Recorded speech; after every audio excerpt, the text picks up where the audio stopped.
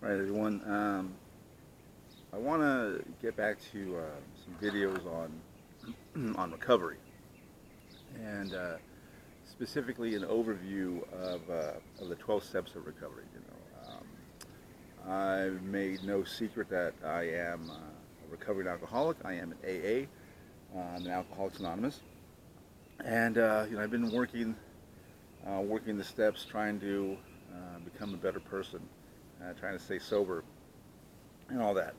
And the 12 steps has been called, a spiritual program of action, right? You actually have to work these steps, and it is work. They don't, they always say work the steps. They don't say, play with the steps or think about the steps or, all that stuff. It's work. You work the steps, and you continue to work the steps, you know, for the rest of your life, really. And but again, it's the action. You got to actually do all these steps. And I was talking to a friend of mine today, and I always try to get knowledge and inspiration outside of AA, outside of the big book. I read other things, and I read other people's works on recovery. I've been talking about the book Recovery by Russell Brand, and his saying that the 12 steps is nothing less than the solution for the disillusionment of living. And I love that phrase. I truly believe it. And I was talking to a friend of mine today, and I was telling him about this guy who does like a program for men to get their marriages back on track, get their businesses back on track, and all this. He does kind of a boot camp type of thing. And there was a video I was watching the other night, and it was him with a group of men right there on the beach, and he's telling them, you need to get to the island, right? The island is your ultimate goal in life, right? You need to get to the island because you're here on the beach now, and you got to get to the water. You got to take that first step, and it's going to hurt. And you got to take that next step and the next step. You got to take these small steps to get into the water, to get into the ocean. And he said, once you get into the ocean, you need a whole new set of skills, right? You got to be able to swim. You got to be able to deal with the current. There might be a shark out there or something. You got to have a whole new set of skills that you didn't have when you're on the beach, right? So you got to go through this, to the ocean, to the water, and deal with all that stuff. And then once you get to the island, right, your ultimate goal, you're going to need a whole different set of skills, right? A whole new set of skills, because you got to build a hut, you got to get food and shelter and all that. You got to deal with all the other issues that are on the island that you didn't even know were there, right? And I was thinking about that, and as I have a tendency to do, I was trying to, bring that back to my recovery, to AA, to the 12 steps, and I think I figured it out. So I was, looking at the first 3 steps, and I have them, hold on, I got them right here, my big book with me. So the first 3 steps: it admitted we were powerless over alcohol, that our lives had become unmanageable. 2, came to believe that a power greater than ourselves could restore us to sanity. And 3, made a decision to turn our will and our lives over to the care of God as we understood Him. Now, those 3 steps, like you're on the beach at that point, you're taking these small steps, and dealing with, really a new situation. And yeah, those are the steps that are going to get you into the water. In my opinion, the water, the ocean, is steps 4 through 9. Made a searching, number 4, made a searching and fearless moral inventory of ourselves. 5, admitted to God and to ourselves and to another human being the exact nature of our wrongs. 6, we're entirely ready to have God remove all these defects of character. 7, humbly asked Him to remove our shortcomings. 8, made a list of all persons we had harmed and became willing to make amends to them all.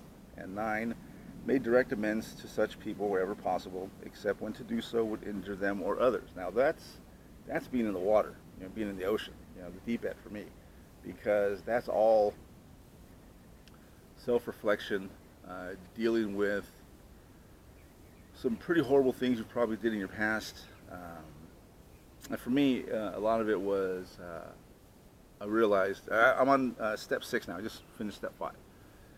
And going through step 5, I kind of realized I was verbalizing, all these issues I was having with relationships and all that my whole life, and how really manipulative I was in a lot of my relationships. Well, all of them really, just to different degrees. And selfish, and how I wanted things my way, and I would do things. One of the questions I was asked to answer was, what instances did I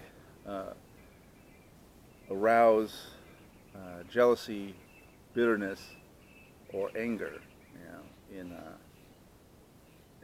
my partner? And when I went through that and picked out a few instances of that, I realized that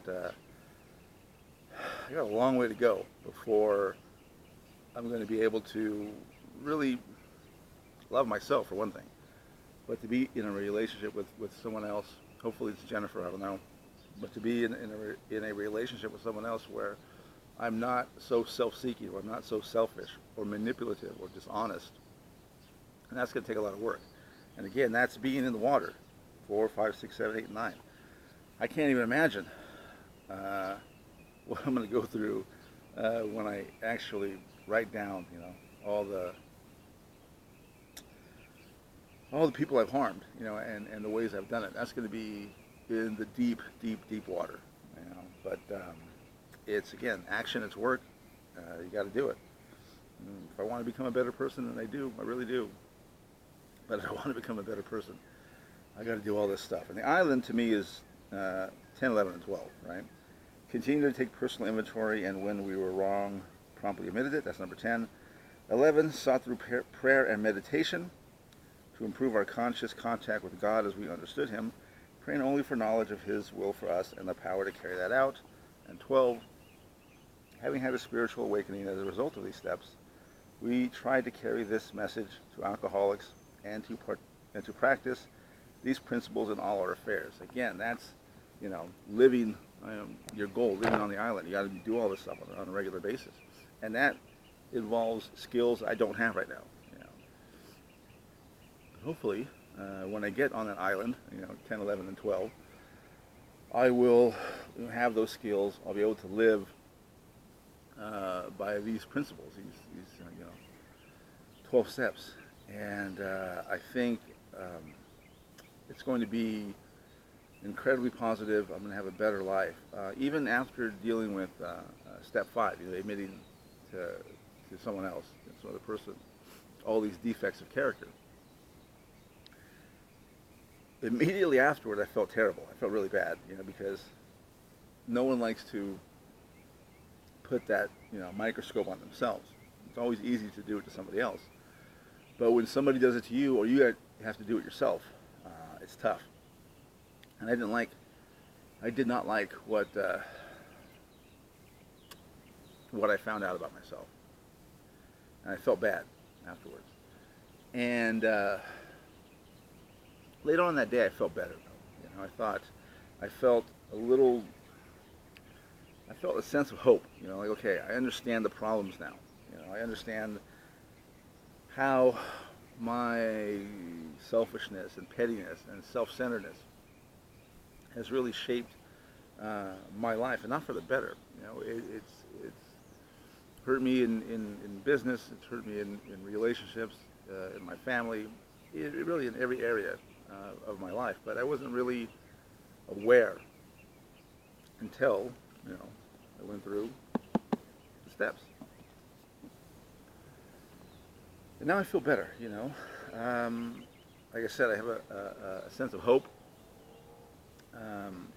This 6th step, asking, being entirely ready for God to remove all these defects of character. One of the questions that my sponsor had me answer, or I'm going to answer, but one of the questions is, do you really want to have these character defects removed? Do you really want to get rid of them? And at first I thought, well, yeah, who wouldn't want to, But then the more I thought about it,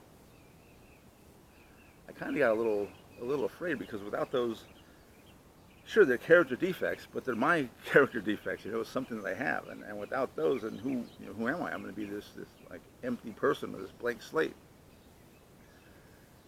And I understand why people want to hold on to those. You know, they're familiar for one thing.